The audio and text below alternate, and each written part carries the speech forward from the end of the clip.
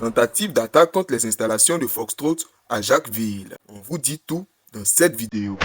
Dans la nuit du 23 au 24 octobre 2025, une tentative d'attaque contre la chambre de transfert de gaz de la société Foxtrot, située à Avagou, près de Jacquesville, a été déjouée par les forces de sécurité ivoiriennes. L'affaire, aujourd'hui instruite par la section antiterroriste du tribunal d'Abidjan, révèle des motivations à la fois criminelles et politiques et met en lumière la vulnérabilité des infrastructures énergiques du pays. Selon le communiqué du procureur de la République, des individus ont tenté d'incendier une chambre de transfert de gaz appartenant à Foxtrot. Leur méthode était simple mais dangereuse. Utiliser des cocktails Molotov pour provoquer un incendie dans une installation hautement sensible. Les enquêteurs précisent que si l'attaque avait réussi, le feu aurait pu se propager aux installations offshore de Foxtrot, provoquant des dégâts majeurs et un risque d'explosion. Grâce à une intervention rapide de la gendarmerie nationale, l'opération a été neutralisée avant tout incident. 7 individus ont été arrêtés dans le village de Sassako-Peyini, dans la commune de Jacquesville. Parmi eux, le parquet identifie comme commanditaire présumé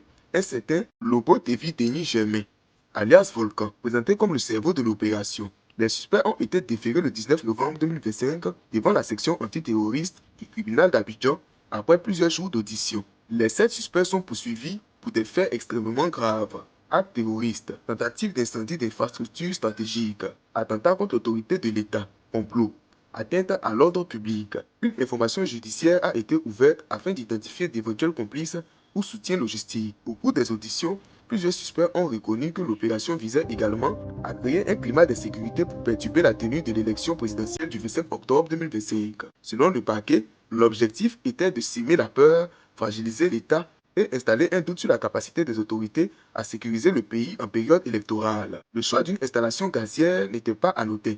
Une attaque réussie aurait eu un impact médiatique fort, des conséquences économiques majeures et un effet psychologique important sur la population. Les parties impliquées dans le dossier: Foxtrot, opérateur gazier majeur du pays, propriétaire des installations visées. Gendarmerie nationale responsable de l'interpellation des suspects et des premières investigations. Parquet d'Abidjan qui coordonne les poursuites et a fourni les informations officielles. Section antiterroriste chargée de la suite de l'enquête. Où en est l'affaire aujourd'hui?